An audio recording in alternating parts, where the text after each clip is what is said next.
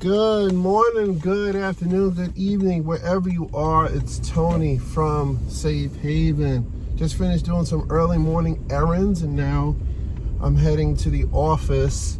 So I wanted to talk about we're in the new year. This is 2021. I hope you guys are off to a rocking start. And for those of us who got our heart broken or rebroken or unbroken during the holidays or whatever, listen, keep it pushing. Today I wanted to talk about real quick the 3 reasons why a narc will come back, or maybe not just a narc, but someone who's, pretty much betrayed you and now they want to come back, right? But specifically narcissists. Narcissistic people are extremely selfish and they look at folks as portals or as barrels of resources and reactions, right? Or as they like to call, supply. So a narc will come back when they are going through problems with the person that they left you for. Now, guaranteed, this person, could be a man, could be a woman. It happens a lot. This person that they left you for is either starting to challenge them on certain issues, or this person is not giving them the pizzazz and the zest and the attention that they used to get when they were with you, right? Maybe this person doesn't have that flashy of a job, they don't drive that flashy of a car, or they don't look as good as you, or they don't get along with the family as well as you did, whatever. Guaranteed, more likely than not, the reason why you're looking at this, you're probably the person that they will say, oh, you were the best thing that ever happened to me. But why would someone leave another person that they claim is the best thing that ever happened to them? Well, narcs leave under the guise of, you weren't listening to me, you didn't care about me. It doesn't matter what you did for them. It doesn't matter if you put your life on hold for them, if you've sacrificed time, money, effort. It doesn't matter. They're always going to find a reason to leave. And it's usually nonsense, right? Something that either can be easily fixed or completely fabricated, right? So they'll leave, they'll find somebody new. They usually have somebody waiting in the wings, or they are actively with somebody else, and next thing you know, the person that they're with is not doing it for them. Whether they're getting challenged or they are just getting boring, or God forbid they're giving them a taste of their own medicine, right? So they're going to come back and be like, hey, how are you? How you doing? I was just thinking about you, blah, blah, blah. Can I do anything for you? And they're not going to say right away that they want to get back with you or they want to, return to you. They're just going to start showing up in your orbit, right? Because narcs don't like rejection. So they're going to play very cool and coy and act like, oh no, I was just, I know I was coming out for coffee and, bringing you lunch and, talking about the good times and making dates and all that. I just wanted to do it as a friend, right?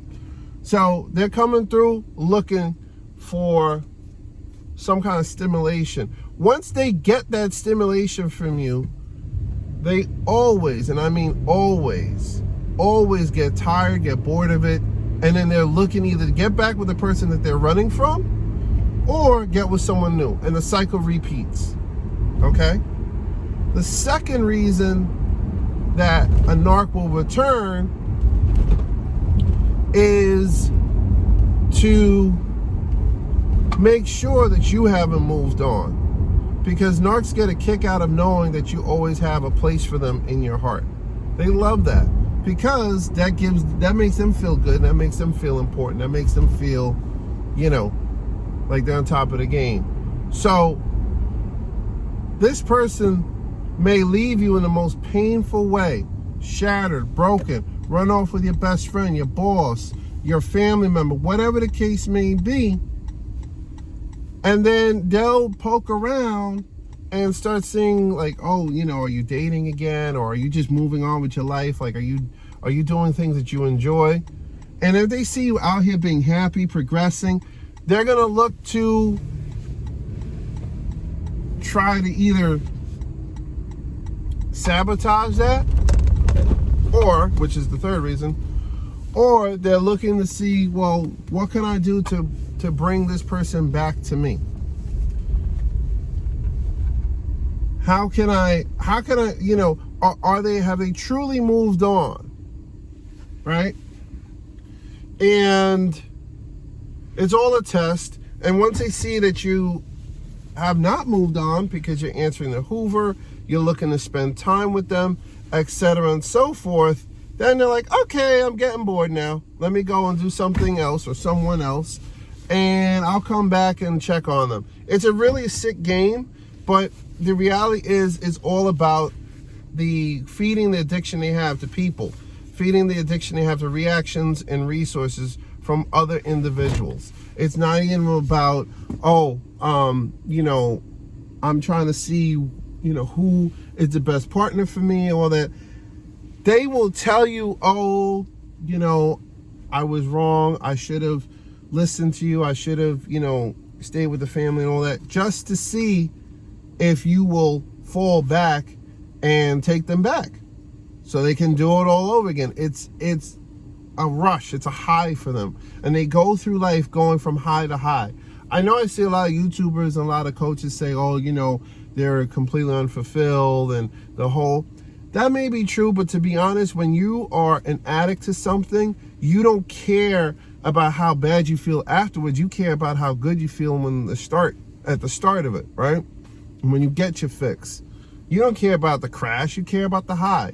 So that's why they continue doing what they do. Now, the third reason that they'll come back is because they actively want to sabotage you. They don't like the fact that you moved on.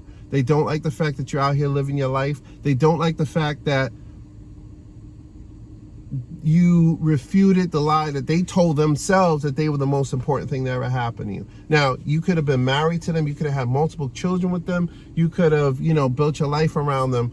And the moment they see you putting your life together again, whether it's getting a new job, whether it's going to a new school, whether it's, you know, moving out and, you know, moving to a place that you want to be, they're going to run up and say, well, how can I tear this down? And they'll lie to you and puff your head up, and they will intentionally mislead you. They will especially do this if they see that you're in a new relationship. So be very careful, because they will come around when they see that you are active. The moment you are actively, genuinely happy with somebody, all of a sudden they're showing up, hey, how are you? Just, you know, do you ever think about us? Do you ever think about what we had? This, oh, I saw you had your little boo thing. Or I saw you with your little boyfriend. Saw you with your little girlfriend. They start being diminutive. And they just want to break that up. Because they don't want to see you happy, right? When you show that, hey, I'm happy without you. I'm happy just living my life. They're going to look at you like, really? Really? Because, again, it gives them a high knowing that they were the most important thing that ever happened to you. And when you remove that validation by moving on, whether it's living your best life and or dating someone, you know, different, or just being out there and dating and having fun and just, you know, enjoying the beauty of life, all of a sudden, boom, they're going to want to come back. Now, guys, I'm going to talk to y'all specifically. Ladies, there's plenty of, you know, resources out there. But guys, I'm going to talk to you specifically. Yeah, if she left you for somebody else, she will eventually start looking around and saying, how are you doing, right? The best thing you can do is just deny that. And here's how you know if someone is genuinely ready to be with you. And 95 to 99% of the time, it's all horse nonsense that they're throwing you. But if they come back and they're like, you know, I realize you were the one, this, that, and the third, ask them, what are you willing to change? What are you willing to commit to? And then give them a wide berth, right? If you're unsure, if you're sure about this individual and you're sure that they're a screw up, or you're sure that they're a narc, or you're sure that they definitely do not have your best interests at heart, block them and move on. Don't matter if you got kids. If you do got kids, keep the contact minimal, right? But if you're unsure, just ask them, what are you willing to do to show me that you're for real? That you're not here just because you heard that I'm dating, or you heard that I'm getting my life together, or you heard that things are looking up for me. What are you bringing to the table? And I guarantee you, asking that question is going to shock them, and you're going to see them getting defensive. You're going to see them start saying, well, you know what? You weren't all that. Those are 3 reasons that narcs will come back to you. Number 1, things ain't working out with the new person, so they come back to you. Number 2, they want to test to see if you have officially moved on from them. And trust me, if they see that you just, not even worried about chasing after them, they'll know. 3, they're actively looking to sabotage. They're actively looking to muddle you up. They're actively looking to break whatever goodness that you're having. Listen, my next, when things didn't work out, yeah, she was like, oh, okay, cool. You're gonna move on without me? All right, cool. She went and did her thing. I went and moved on.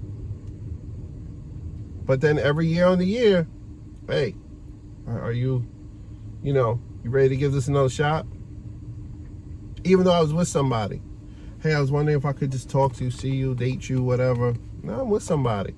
I was just wondering if this, that, and the third, just to see how she could get up in there and bust it apart. It happens. So those are the 3 main reasons. Anyway, I hope this video helps y'all. If in life you're either going through it or growing through it, and I hope this video helps y'all to grow through it. Y'all be blessed now.